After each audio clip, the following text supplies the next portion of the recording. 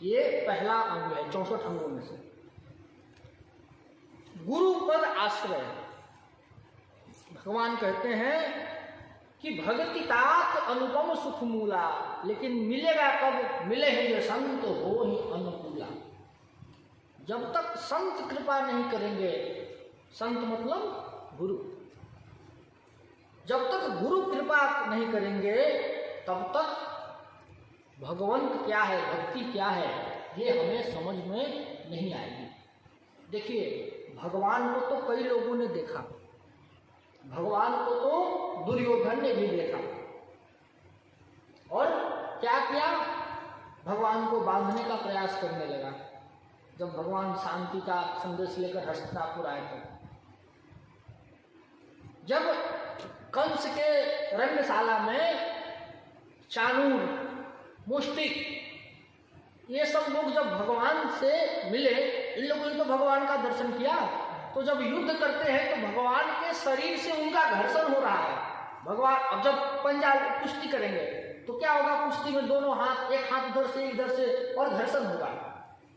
तो चाणूर, मुष्टिक आदि ने भी भगवान का दर्शन किया, लेकिन भगवान की महिमा को नहीं समझ पाए। क्यों? क्योंकि इनको गुरु नहीं मिला था, गुरु कृपा से भगवान को नहीं देखे थे। लेकिन वही सबरी जी को आप देखो, सबरी जी को आप देख लो, गुरु कृपा से भगवान मिले तो भगवान ने नौधा भक्ति गाई सबरी जी के सामने। इसलिए भगवान मिलेंगे तो भी हमें उनकी कीमत नहीं आएगी, लेकिन जब गुरु कृपा से भगवान मिलेंगे, लोग बोलते गुरु बनाने की क्या जरूरत है, भगवान तो ऐसे ही मिल जाएंगे। हाँ, मिल जाएंगे, लेकिन आपको उनकी महत्ता नहीं समझ में आएगी। और यहां तक कि यदि इस भवसागर से आप पार जाना चाहते हैं तो कागभूषुंडी जी ने साफ साफ शब्दों में गरुड़ जी से कह दिया कि गुरु बिनु भव निधि तरई न कोई, गुरुदेव के बिना तो कोई भी इस संसार सागर को पार नहीं कर सकता। तो गरुड़ जी ने पूछा कि क्या ब्रह्मा और शंकर भी हो? तो बोले हाँ, जो बिरंची शंकर सम होइए। यदि ब्रह्मा और शंकर के समान भी यदि किसी व्यक्ति का प्रभाव हो जाए तो भी यदि वह भवसागर पार जाना चाहता है तो उसको गुरुदेव के शरण में जाना ही पड़ेगा। भक्ति पथ का पहला कदम है गुरुदेव के चरणों का आश्रय लेना। आप मान लो आपको किसी नाव में, किसी समुद्र में पार करना है, मान लो आपको गंगा जी पार करना है, तो यदि पार करना है तो सबसे पहले तो आपको एक बढ़िया जहाज चाहिए, ठीक ना? बिना जहाज का तो आप पार जाएंगे नहीं। जहाज मिल गया, उसके बाद में एक नाविक चाहिए जो उसको पार लगाए, आपको तो जहाज चलाने आएगा नहीं। और तीसरी बात, अगर आपको जल्दी पार जाना है तो हवा की भी दिशा देखनी पड़ती है, हवा की भी दिशा देखनी पड़ती है। और पहले के लोग जानते होंगे, आप लोग साइकिल चलाते होंगे अगर, तो अगर हवा उल्टी दिशा से बह रही हो तो जोर से आप पैडल मारते रहो तो भी साइकिल की स्पीड उतनी नहीं रहती, और जिस दिशा में हवा बह रही है उसी दिशा में अगर आप जा रहे हैं तो एकदम साइकिल बहुत तेज भागती है। ठीक उसी तरह से जहाज तो हमको मिल गया, कौन सा? बोले मनुष्य शरीर का। ये शरीर है ना, ये जहाज हो गया, और हम लोग भवसागर में फंसे हुए हैं। और सद्गुरुदेव क्या करते हैं? नाविक बन जाते हैं। सद्गुरुदेव नाविक बन जाते हैं, और भगवान की कृपा ही वो हवा का काम करती है, और फिर हम भवसागर से पार हो जाते हैं। तो कहने का मतलब ये कि यदि किसी साधक को भक्ति के मार्ग पर प्रवेश करना है तो सबसे पहला काम बनता ये कि गुरु चरणों का आश्रय हो। अभी गुरु शब्द क्या है, इसकी लंबी लंबी व्याख्या हो सकती है, लेकिन हमको इस विषय को जल्दी जल्दी पूरा करना है, इसीलिए इतना ही रहने दीजिए, ठीक ना? एक दोहा और सुना देता हूं।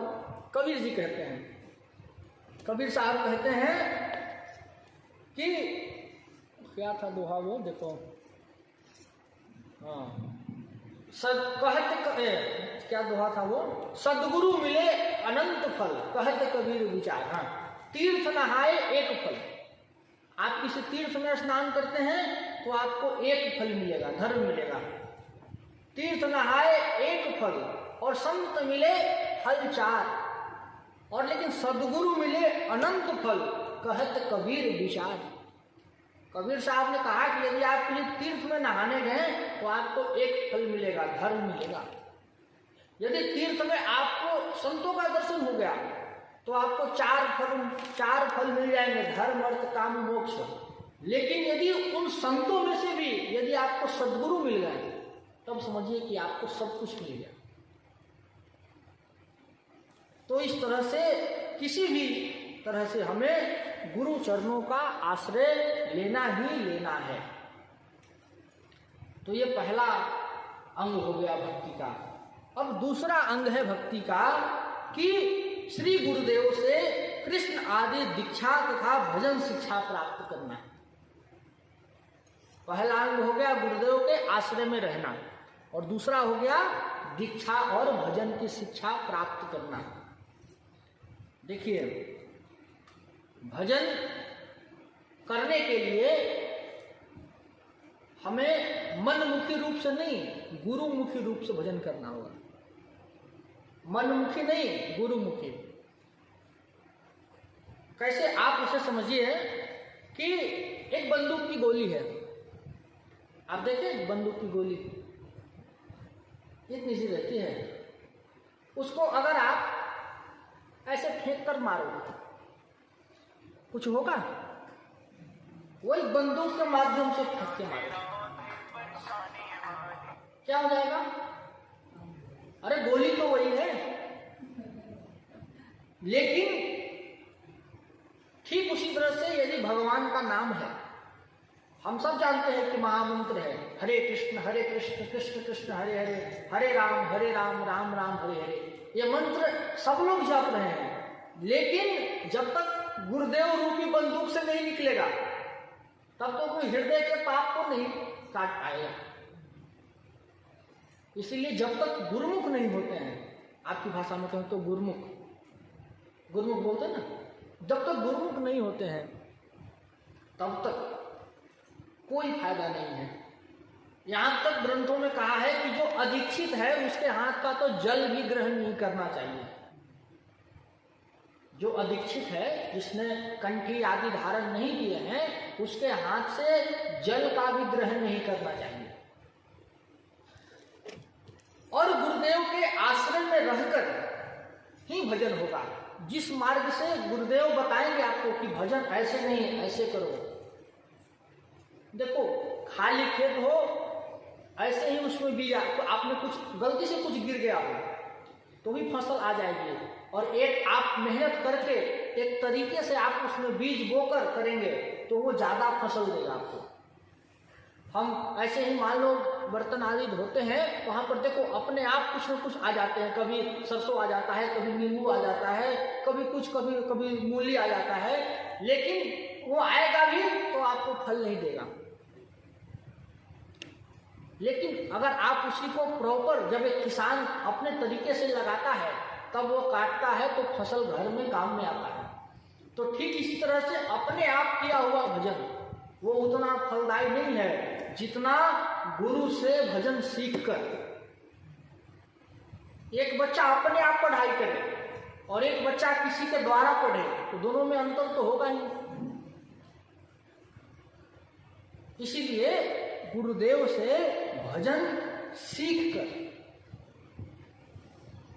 यहां तक कि दीक्षा देने की अगर बात कही गई तो कहते हैं कि जो फल संपूर्ण पृथ्वी को दान करने का है, किसी ब्राह्मण को संपूर्ण पृथ्वी दान कर दो, उतना ही फल यदि कोई सतपात्र मिल गया तो उसको दीक्षा देने का फल है। तो मतलब आप समझिए कि आपको पूरी पृथ्वी मिल गया दान में,